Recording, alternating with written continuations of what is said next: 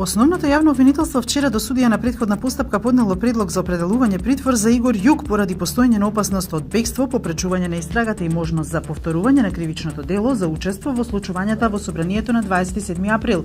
Јук го одлежа притворот за насилството во собранието од 8 дена кој му беше определен веднаш по крвавиот четврток. Тој беше уапсен на 21 септември.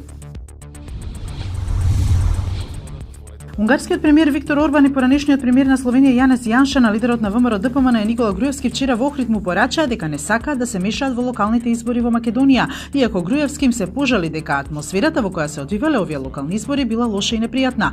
Рекоа дека со внимание ќе ги следат случувањата во земјата поврзани со изборите. Тие вчера во Охрид, како што соопштија од ВМРО ДПМН, биле во приватна посета.